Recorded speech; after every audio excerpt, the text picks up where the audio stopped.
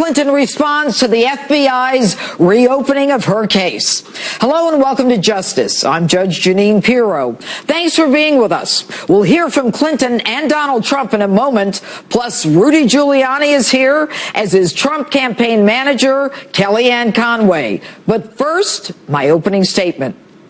FBI Director Jim Comey's announcement yesterday that he would again look into Hillary Clinton's emails after he announced on July 5th the conclusion of that very investigation, saying no reasonable prosecutor would indict 11 days before one of the most hotly contested presidential elections of our time both disgraces and politicizes the FBI and is symptomatic of all that is wrong in Washington. Now, you know I support Donald Trump and I want him to win. But whether it's Hillary Clinton or anyone else, Comey's actions violate not only long-standing Justice Department policy, the directive of the person that he works under, the Attorney General, but even more important, the most fundamental rules of fairness and impartiality. 10 years ago, when I was the Republican conservative candidate for New York Attorney General, in the home stretch of a statewide campaign, the Justice Department and the FBI violated their own policy against making public statements that would affect an election and announced to the press that they were opening an investigation of me. It was mean-spirited, and of course, nothing came of it, except the adverse publicity cost me at the polls. What was done to me in 2006 was wrong, and what happened to Hillary Clinton yesterday was equally wrong. The Justice Department and the FBI's policy to not comment publicly about politically sensitive investigations within 60 days of an election exists for a very important reason. Announcements so close to elections have an impact. Now, this nation has already gone through an exhausting and traumatic campaign season. The FBI director should not now be front and center. One of the most revered agencies in our nation's history, now seen as putting its finger on the scales of justice, should not now be front and center. So why did he do it? Some say Comey didn't have a choice because he said to Congress that the investigation was over. Wrong. I read that testimony. Others suggest a mutiny at the FBI was underway because the investigation was never real. Maybe he feared local police involvement, the New York City Police Department, in the pedophile investigation on the Uber Abbott and Anthony Weiner computer might have leaked that the first investigation simply was not thoroughly investigated.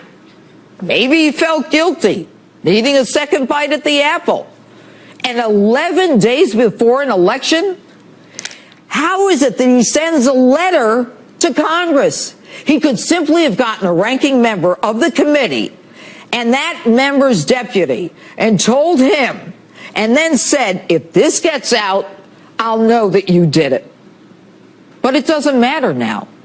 Had Comey done his job in the first place, had he done a real investigation, had he issued one subpoena, sought one search warrant, had a grand jury been impaneled, had he and the DOJ not granted immunity to every Tom, Dick, and Harry, and Uma and everybody else who walked through his office, had they not destroyed the laptops of those without clearance to handle our nation's top secrets, we wouldn't be in this mess.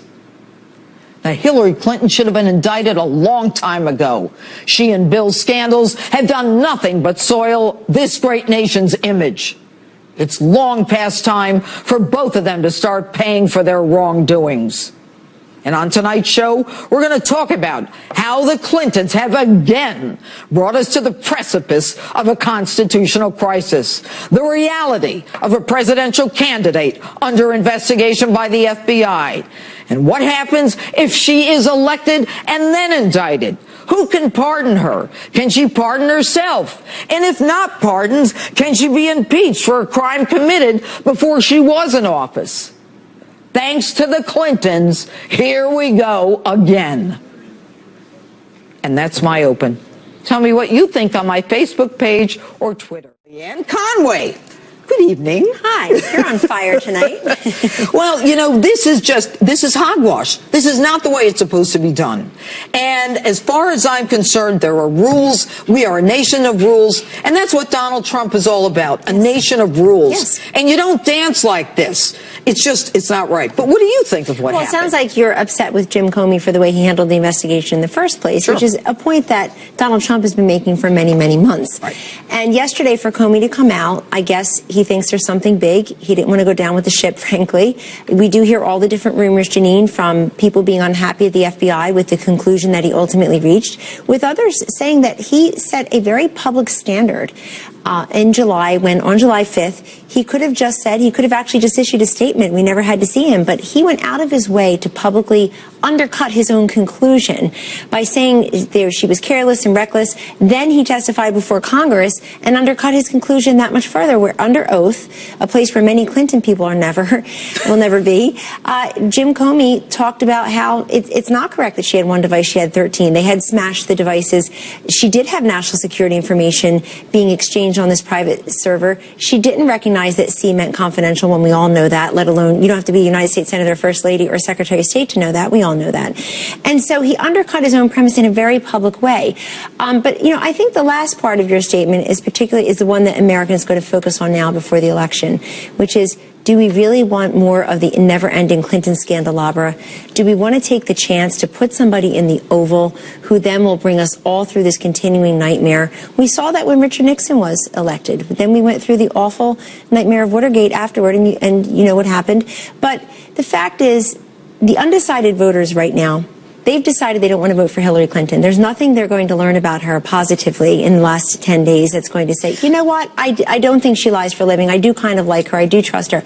This doesn't help her among those undecided voters, many of whom are independents. Independents are twice as likely to be undecided as the average voter right now. Right. And they're independent. Why? Independents and moderates are not the same. Independents call themselves independents because they refuse to pledge allegiance to either party. They've declared their independence from both parties. They don't much like Washington. They hate politicians, and they hate exactly what you just described. But those independents, aren't they already convinced that, look, she was wrong with that email thing, and nothing that Jim Comey did yesterday is going to change their minds? No, if that were true, then her trustworthy and honesty numbers wouldn't have gone up. And they are now what? Oh, they're stratospheric. I mean, in some polls, they're 60, 63, 64%. Her majority of Americans don't like her, they say. They find her to be unlikable. I sympathize. But it's an even higher number among the people who say she's not honest and not trustworthy. That's about 15 points higher than the day she announced. Usually your numbers improve. So Jim Comey deciding, quote, not to prosecute her did not help her. And I would posit to you, everything he said in and around that conclusion, undercutting his own conclusion, also did not help her honesty and trustworthy numbers. Right. And it was clear when he was under oath in Congress, I mean, he was torn to shreds. Yes. I was embarrassed for him as a prosecutor. I was embarrassed for him. But how should Donald Trump handle this? The way he's handled it yesterday and today. So since this news broke, he's had 6 rallies in 5 or 6 different states. And each time he raises it, he says there's breaking news, or you may have heard they have reopened, or I guess they have a separate investigation. And he mentions Huma, he mentions Anthony Weiner, he mentions how prescient he was, In light of that, I'm going to stop you right there. It's really amazing. You know what? This guy's always ahead of the trend. I'm telling you right now. I want our viewers to know what you and I are both talking about. I'm going to ask for that sound. But then he moves on. I want to tell you, then he moves on. This is important. He spends a couple of minutes on this, and then he moves on, because our message is still what it's always been. This whole week we've been trending up in the polls. Okay, we have the sound. Let's listen to it. Her number one person, Huma Abedin, is married to Anthony Weiner, who's a sleazeball and a pervert. And I'm not saying that. I mean, that's recorded history, right? I don't like Huma going home at night and telling Anthony Weiner all of these secrets, okay? talk about pressure. I remember that day. How dare she say the guy doesn't have good judgment? She's got horrible judgment. She gives her assistant, who, by the way, isn't entitled to have classified information, all right, who is living with this dirtbag, pervert, pedophile, alleged pedophile, for those of you offended, and he has access to that, and then she says, I have the judgment. Are you kidding? Well, I remember that day explicitly, and I remember having conversations with other senior staff members and Mr. Trump where he raises this. He's always ahead of the curve. This is 3 months ago. He's the guy who put immigration and trade on the map when others wouldn't talk about it. He's the guy, he says things, and then people see they come true. But I wanted to say something. He's not pushing this too far. And the reason is people will make up their own minds. They know who Hillary Clinton is. They see her team on total defense today and yesterday. And what did Clinton and her team do today? They do what they always do. They shot the messenger. They did a hit job from stem to stern on Jim Comey today. It's his fault. And I'll tell you, when it's the FBI, not the RNC, not the Trump campaign doing this, when they don't have the vast right-wing conspiracy or the Republicans to blame, they're completely out of sorts, because now they have to attack someone who's supposed to be independent and nonpartisan as a partisan hack. The other thing I want to say is, if you listen to Trump's message, it's very clear. He's still talking about renegotiating bad trade deals, creating 25 million jobs over 10 years, and he's very much on Obamacare. He's quoting the specific premium increases that are going to affect you in your state. These are winning messages. You see the ABC News Washington Post poll? 2 points, 12? 12 minus 12, now it's 2. I predict it'll continue to trend our way. Quick question before we go. It is the end of the campaign, 10 days. Do you expect them to dump something big on you? Oh, sure. They'll You're try. Ready. I can see it. You're ready. They'll try to do that again. Well, we're never surprised, but you're dealing with Donald Trump, and we're accustomed to it. I think what yesterday proved is we're the ones with the thick skin and the broad shoulders. We're very used to having everything dumped on us, and there he is still standing. People have counted this guy out from day one. Don't bet against Donald Trump. He's going to win. Kellyanne Conway, thanks so much for being with us. We know how